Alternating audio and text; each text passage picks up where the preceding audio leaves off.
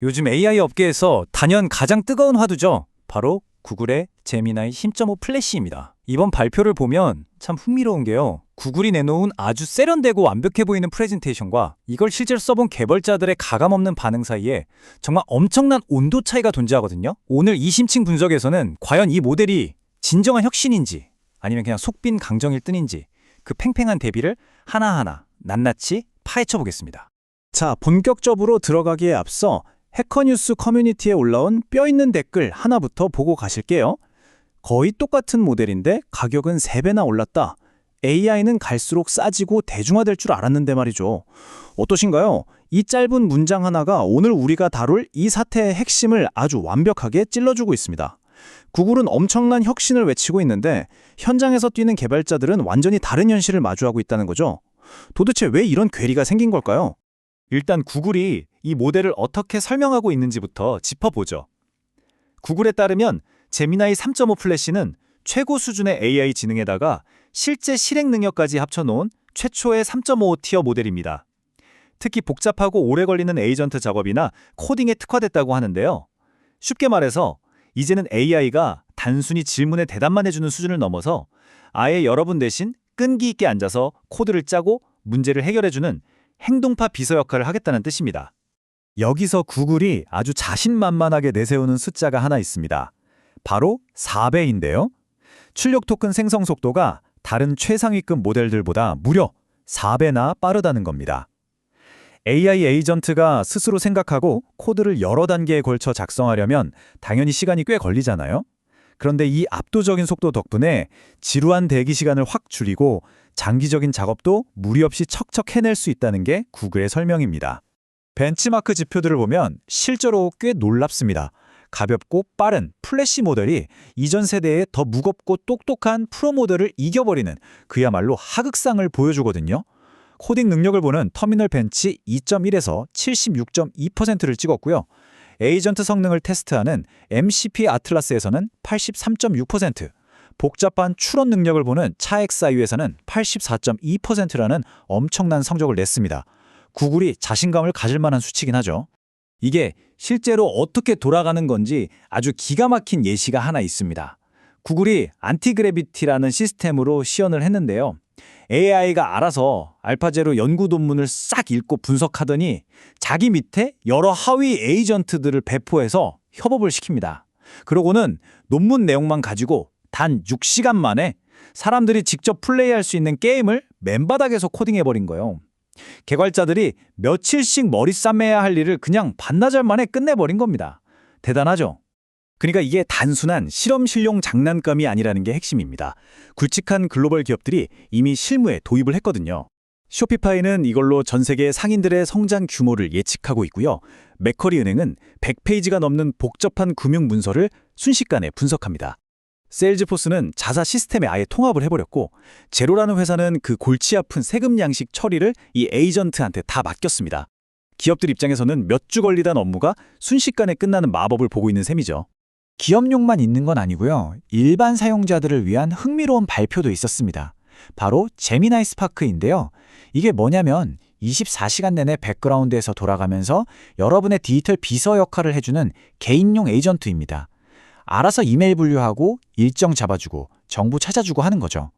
오늘부터 일부 테스터들에게 바로 풀리기 시작했다고 하니까 조만간 우리 일상에 AI 비서가 얼마나 깊숙이 들어오게 될지 살짝 엿볼 수 있는 대목입니다. 자, 여기까지 들으면 구글의 발표는 정말이지 완벽 그 자체입니다. 세상 모든 복잡한 문제를 다 풀어줄 요술방망이 같잖아요. 근데 여기서 우리는 아주 냉정하고 중요한 질문을 하나 던져봐야 합니다. 화려한 기업용 프레젠테이션 무대를 내려와서 진짜 개발자들이 땀 흘려 코딩하는 현실 세계에서도 과연 저렇게 완벽하게 작동하고 있을까요? 이제부터는 분위기를 싹 바꿔서 커뮤니티에서 터져나오는 냉혹한 팩트체크를 한번 들여다보겠습니다. 해커뉴스 커뮤니티에 올라온 아주 우픈 에피소드 하나 소개해드릴게요. 일명 13센트짜리 고장난 펠리컨 사건인데요. 한 개발자가 제미나이한테 자전거를 타고 있는 펠리컨을 SVG 이미지 코드로 짜달라라고 요청을 해봤습니다. AI가 코딩 실력도 있으면서 동시에 그림의 구조적인 창의성도 잘 이해하고 있는지 딱 테스트해보기 좋은 프롬프트였죠. 결과가 어땠을까요? 결과물을 본 사용자의 한 줄 평이 이렇습니다. 자전거 페달이랑 뒷바퀴 연결하는 막대가 아예 없네요. 마치 펠리컨이 암호화폐 컨퍼런스 가려고 마이애미에 놀러 온 것 같은 꼴입니다. 너무 웃기지 않나요?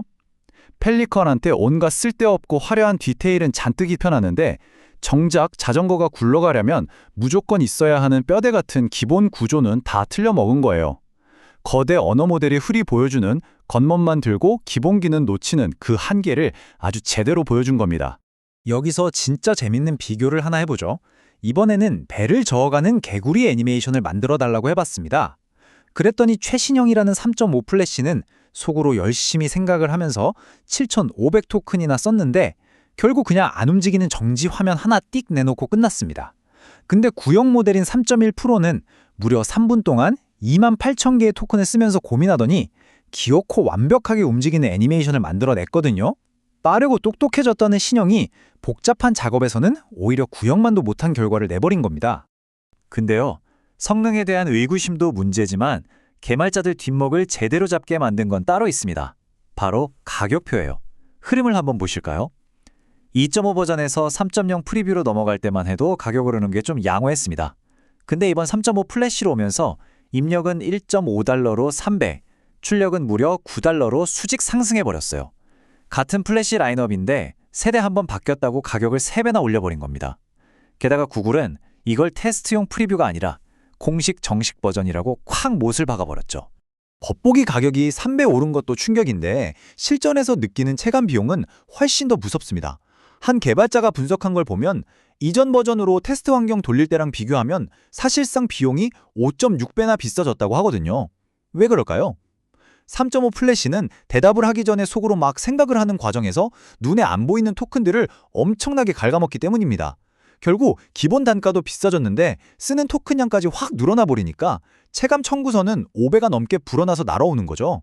설상가상으로 매달 꼬박꼬박 돈 내고 구독하는 유료 사용자들 불만도 터져나오고 있습니다.